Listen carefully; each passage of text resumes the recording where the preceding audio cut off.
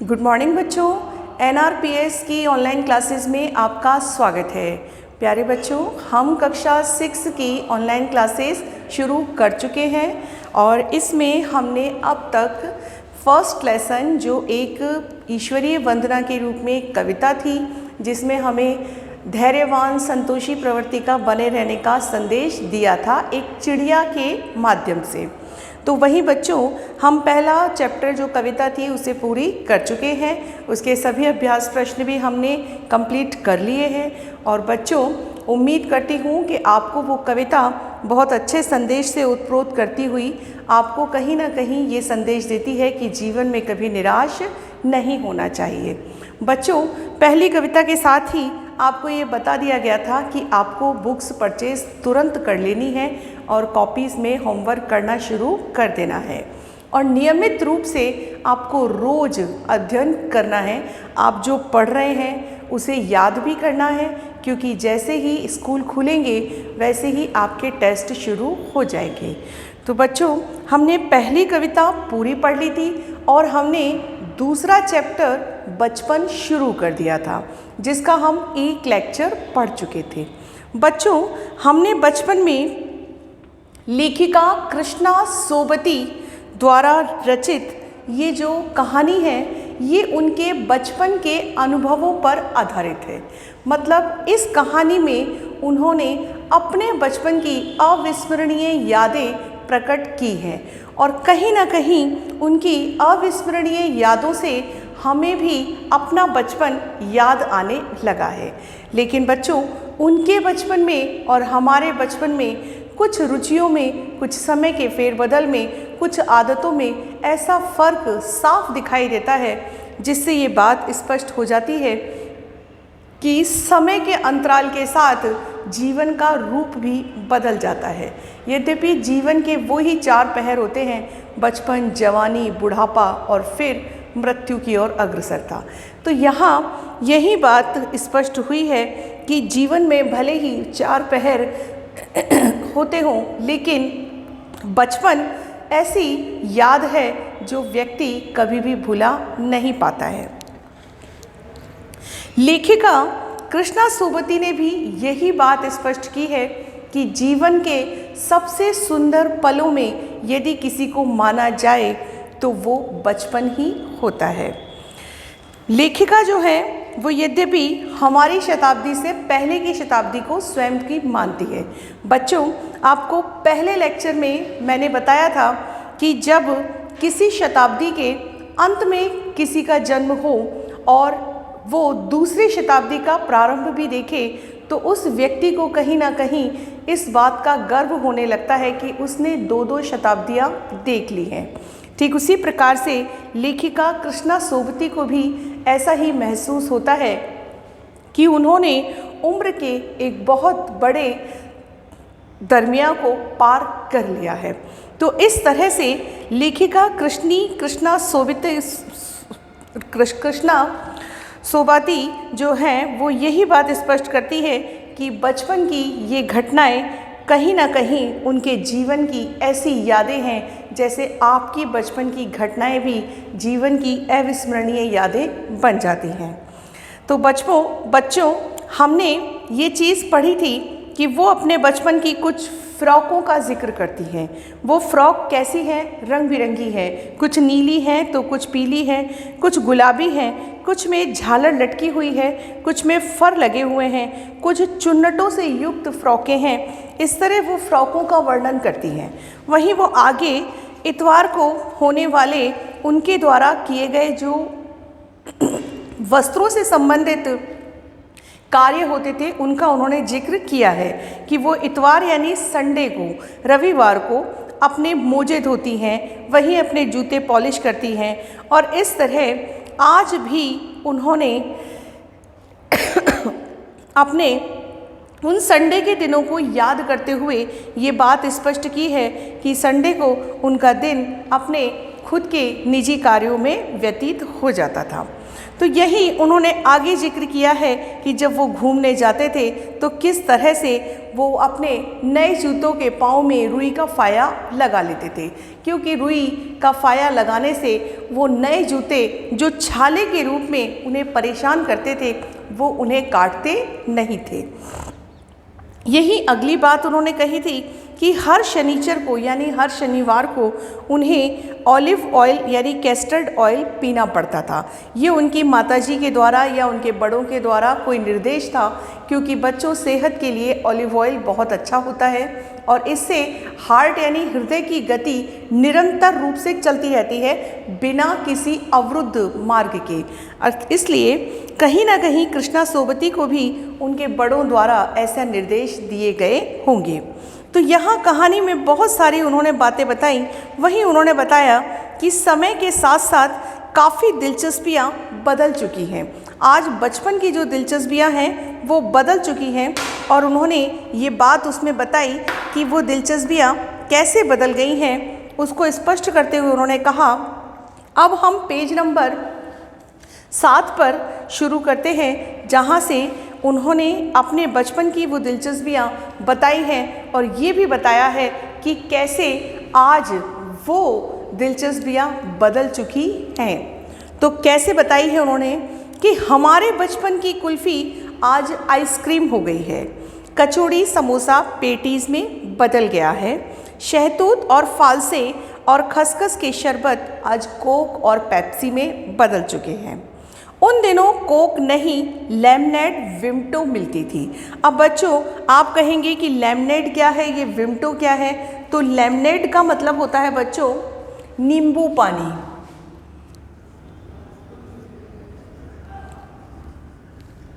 Lemonade का मतलब होता है बच्चों नींबू पानी।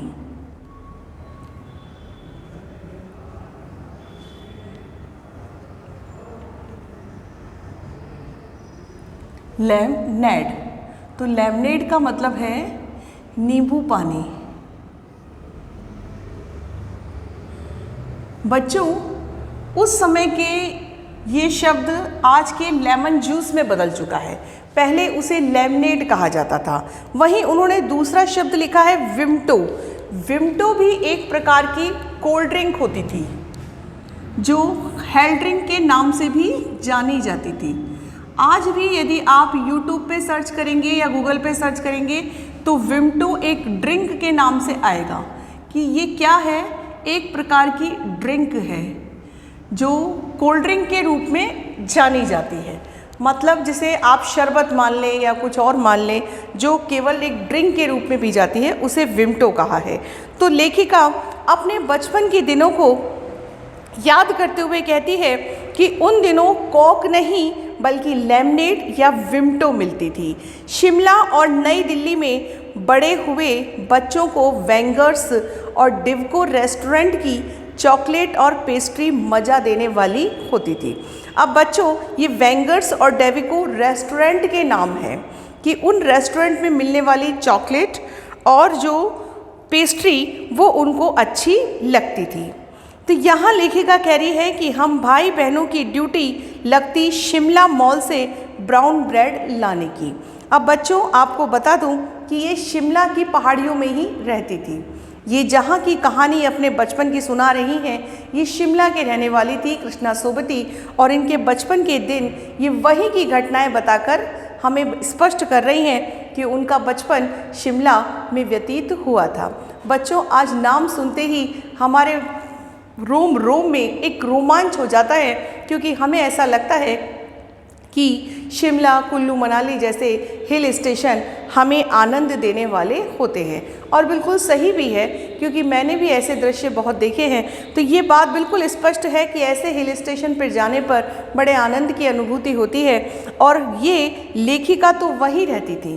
तो यहाँ ये बता रही हैं कि कैसे शिमला मॉल से वो ब्राउन ब्रेड लाती थी। ब्राउन ब्रेड बच्चों गेहूं के दाने से बनी होती है, तो उसे ब्राउन ब्रेड कहा जाता है। ये हेल्दी होती है। हमारा घर मॉल से ज़्यादा दूर नहीं था। ये मॉल नहीं है बच्चों, ये मॉल है। एक छोटी सी चढ़ाई और गिरजा मैदान पहुंच जाते थे।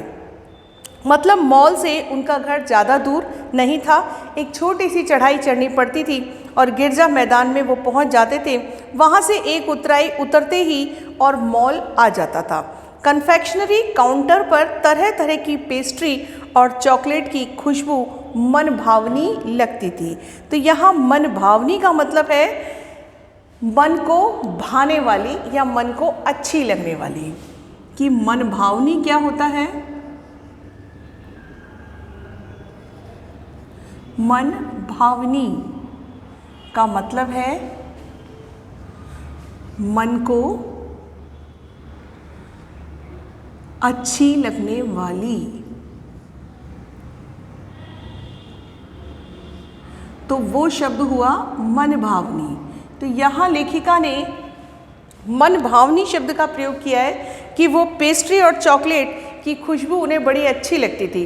बच्चों याद कीजिए कि हम भी किसी कन्फेक्शनरी काउंटर के आगे से निकले तो हमें भी वहाँ से आने वाली पेस्ट्री और चॉकलेट की खुशबू आकर्षित कर लेती है और कहीं ना कहीं बच्चों को तो ऐसा मन होने ही लगता है कि चलो एक चॉकलेट तो ले ही लेते हैं। तो ऐसा उस समय जब लेखिका अपने बचपन को याद कर रही है तो सोचिए वो लेखिका जिसका फोटो आप पीछे देख रहे हैं वो नहीं बल्कि उनका बचपन, और बचपन सबका एक जैसा ही होता है। भले ही समय के दौर में उसके रूप बदल जाए लेकिन बचपन का रूप एक जैसा ही होता है। तो मॉल उनके घर से ज़्यादा दूर नहीं था, एक छोटी सी चढ़ाई और गिरजा मैदान पहुंच जाते। वहां से एक उतराई उतरते ही मॉल उनके सामने होता था। हमें हफ्ते में एक बार चॉकलेट खरीदने की छूट थी। अब लेखिका बता रही है कि केवल हफ्ते में एक बार ही उनके परिवार के सदस्य चॉकलेट खरीदने के लिए उन्हें अनुमति देते थे। सबसे ज़्यादा मेरे पास ही चॉकलेट टॉफ़ी का स्टॉक रहता था। स्टॉक यानी बहुत ज़्यादा मात्रा में चॉकलेट जो उनके पास मिलती थी। चॉकलेट टॉफ़ी का स्टॉक रहता था। मैं चॉकलेट लेकर खड़े खड़े कभी नहीं खाती थी क्योंकि लेखिका को घर लौटकर साइड बोर्ड पर रखकर चॉकलेट धीरे धीरे खाने में मज़ा आता था। अब यहाँ लेखिका कह रही है कि वो चॉकलेट को तुरंत नहीं खाती थी क्योंकि चॉकलेट उन्हें घर लौटकर साइड बोर्ड पर रखना और रात को खाने के बाद बिस्तर में लेटकर मज़ा ले लेकर खाने में आनंद आता था। बच्चों ऐसा बचपन बहुत बच्चों का होता है कि जो चॉकलेट जैसी चीज़ को देखकर अपने मन को रोक लेते हैं और चॉकलेट को तुरंत ना खाकर उसको आनंद के साथ धीरे धीरे खाते हैं। तो लेखिका भी इसी प्रकार से आनंद लेते हुए धीरे धीरे चॉकलेट को खाती थी। यही वो बात अपने बचपन की बता रही हैं और कहती हैं कि शिमला के काफल बहुत याद आते हैं। बच्चों ये काफल एक प्रकार का फल है।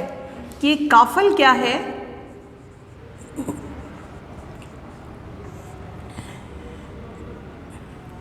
काफल का मतलब है बच्चों एक प्रकार का शिमला में पाया जाने वाला फल।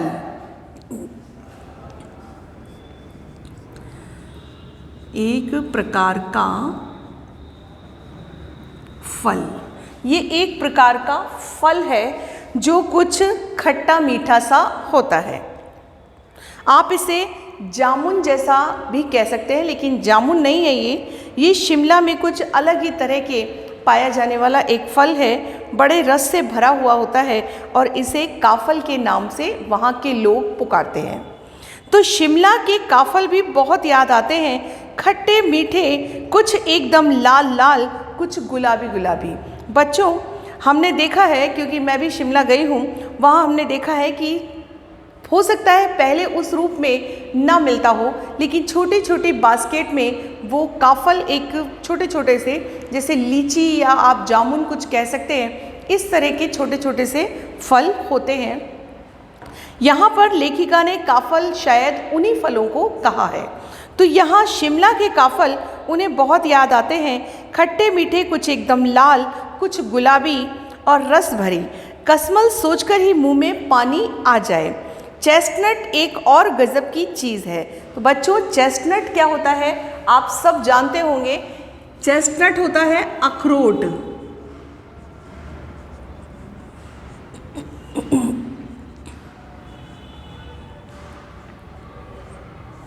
अखरोट को कहते हैं चेस्टनट।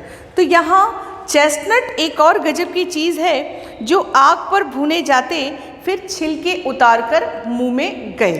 तो इस तरह से वो लेखिका अपने बचपन में किन किन चीज़ों को पसंद करती है, उसे लेमनेड, कोल्ड ड्रिंक में विमटो, पेस्ट्री, चॉकलेट, ब्राउन ब्रेड और वहीं उसे खट्टे मीठे फलों में काफल और चेस्टनट जैसी चीज़ें बहुत अच्छी लगती है।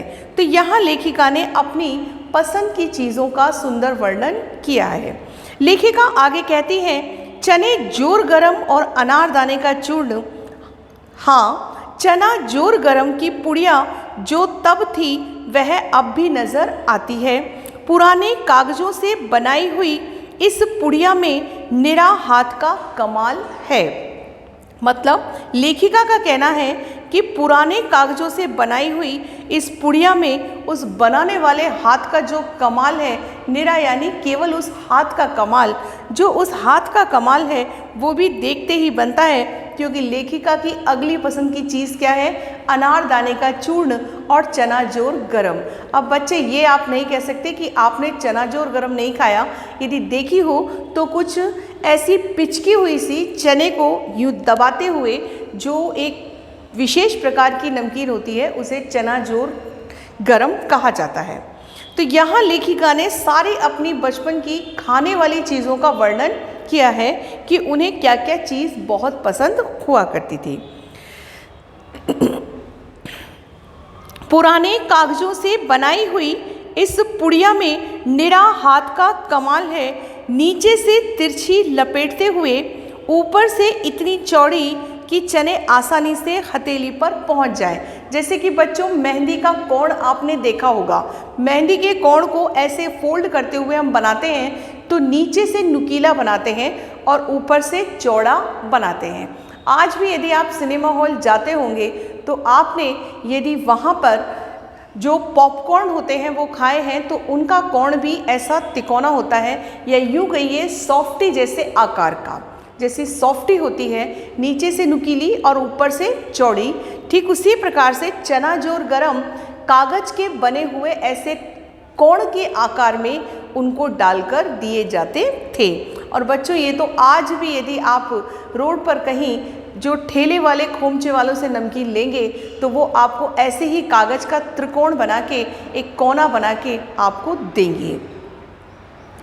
नीचे से तिरछी लपेटते हुए ऊपर से इतनी चौड़ी कि चने आसानी से हथेली पर पहुंच जाए। एक वक्त था जब फिल्म का गाना चना जोर गरम बाबू मैं लाया मज़ेदार चना जोर गरम उन दिनों स्कूल के हर बच्चे को आता था, क्योंकि उस समय ये गाना खूब चलता था। तो बच्चों को ये गाने जवान पर याद थे। कुछ बच्चे पुड़िया पर तेज मसाला बुरकवाते थे। बुरकवाने का मतलब है डलवाना, बुरकवाते का मतलब है डलवाना, जो ऊपर से उंगलियों से बुरका जाता है। बुरकवाते का मतलब है ऊपर से डलवाना। मतलब आपने यदि देखा होगा सब्जी में कभी नमक यदि कम होता है तो हम क्या करते हैं कि नमकदानी से लेते हैं और कभी कभी ऐसी चुटकी से भी यूँ बुरक लेते हैं, तो उसे कहते हैं बुरकना। तो यहाँ कुछ बच्चों को तेज मसाला पसंद होता होगा तो वो ऊपर से और तेज मसाला डलवाते थे। पूरा गिरजा मैदान घूमने तक यह पुड़िया चलती रहती थी। मतलब बचपन की वो घटना याद करते हुए कह रही हैं कि जब तक वो पूरा गिरजा मैदान घूमते थे तब तक वो पुड़िया ही चलती रहती थी।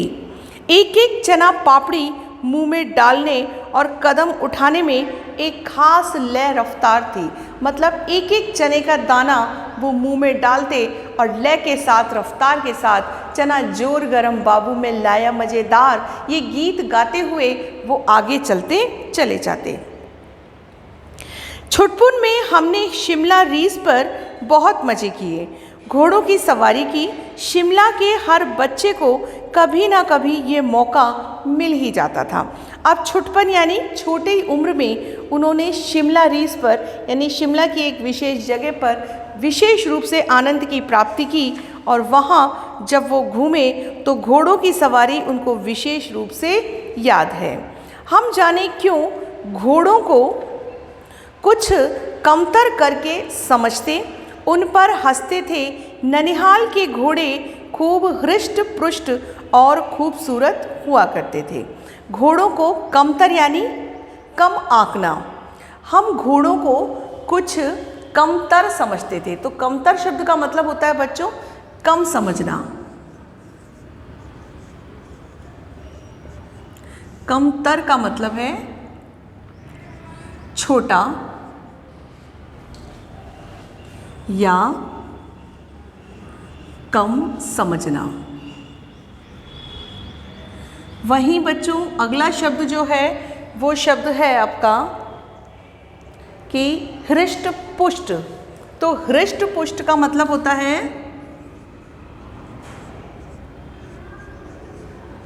हृष्ट पुष्ट का मतलब होता है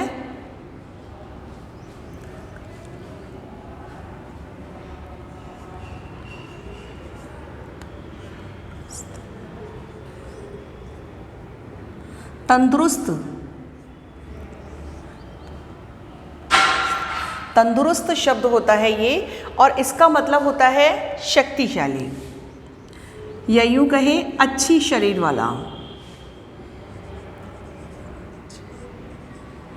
शरीर वाला मतलब ये शब्द जो है ये उसके लिए होता है कि अच्छे जैसे बॉडी बिल्डर वाले जैसे शरीर होते हैं वैसा तंदुरुस्त शरीर जिसका होता है उसके लिए शब्द आता है हृष्ट पुष्ट।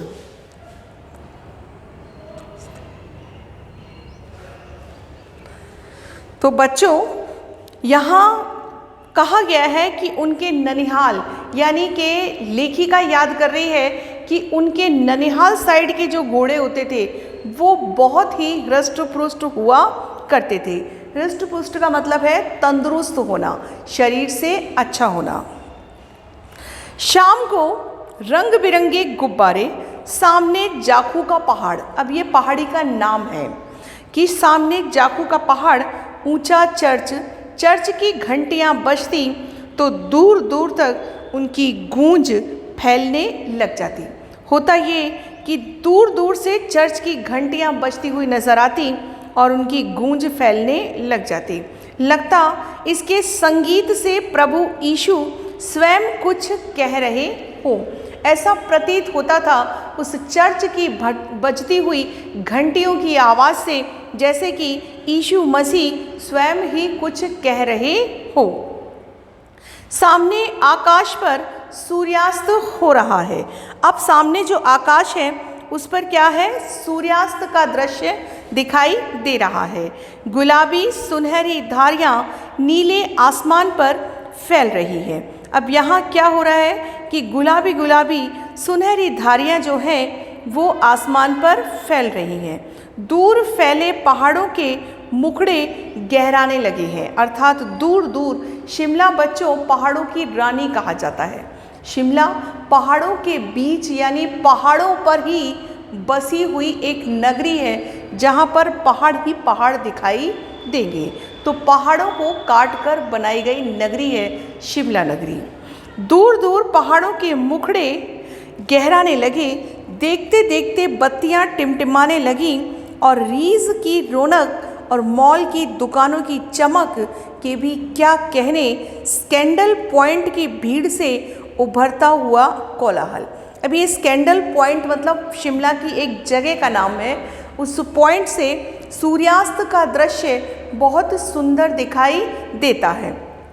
यहाँ लेखिका ने उस सूर्यास्त के दृश्य का, जहाँ से स्कैंडल पॉइंट से जो सूर्यास्त का दृश्य दिखाई देता है उसका सुंदर चित्रण किया है कि सूर्यास्त के दृश्य में गुलाबी और सुनहरी धारियाँ नीले आसमान पर ऐसी फैल जाती हैं कि दूर दूर फैले हुए पहाड़ों के जो मुखड़े हैं वो बड़े सुंदर प्रतीत होते हैं।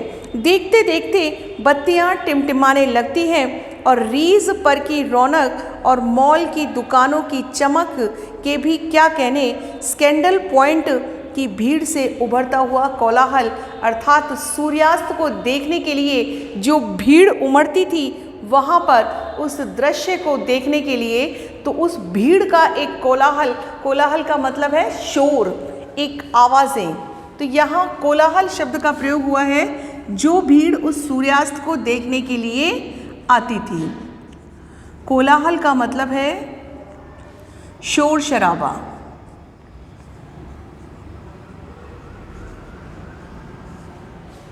मतलब तेज आवाज़ें। और ये आवाज़ें किसकी हैं बच्चों? ये आवाज़ें हैं उन लोगों की जो सूर्यास्त का दृश्य वहाँ देखने के लिए आया करते थे।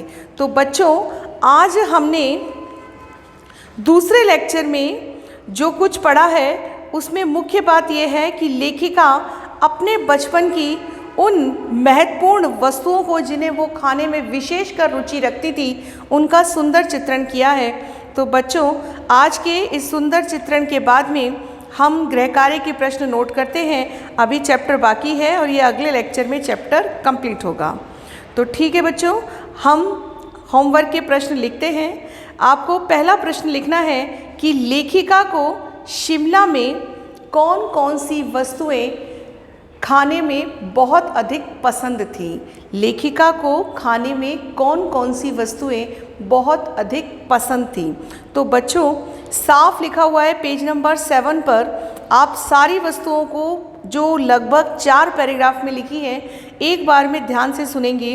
लेखिका को जो वस्तुएं बहुत अधिक बचपन में पसंद थी वो थी लेमनेड यानी नींबू पानी, विमटो यानी एक कोल्ड ड्रिंक, पेस्ट्री, चॉकलेट और काफल यानी विशेष प्रकार का फल, उसका वर्णन है, चना जोर गरम और अनारदाने का चूर्ण और चेस्टनट। यानी कुल मिलाकर ये 7-8 चीज़ें हैं। लेमनेड, विमटो, पेस्ट्री, काफल, चेस्टनट, चना जोर गरम और अनारदाने का चूर्ण विशेषकर लेखिका को खाने में बहुत पसंद थी। अगला प्रश्न बच्चों आप लिखेंगे कि लेखिका ने अपने बचपन में ननिहाल के घोड़ों की अधिक विशेषता क्यों बताई है। लेखिका ने अपने बचपन में ननिहाल के घोड़ों की अधिक विशेषताएं क्यों बताई हैं। तो आपको बच्चों लिखना है, जैसा कि पेज नंबर 8 पर लिखा है कि शिमला के घोड़े यद्यपि बहुत प्रसिद्ध होते हैं, लेकिन लेखिका को अपने ननिहाल के घोड़े अधिक सुंदर दिखाई देते थे क्योंकि वो देखने में अधिक खूबसूरत होते थे और उनका शरीर भी हृष्ट पुष्ट होता था। सवारी में उन पर बैठकर अधिक आनंद की प्राप्ति होती थी। तो लेखिका ने जैसा कहा है वो पेज नंबर 8 पर लिखा हुआ है। तो बच्चों, ये दोनों प्रश्न आपको गृह कार्य में करने हैं। उम्मीद है ये बचपन की कहानी आपको अपने बचपन की याद दिला रही होगी। आगे की कहानी हम अगले लेक्चर में पूरी करेंगे। धन्यवाद।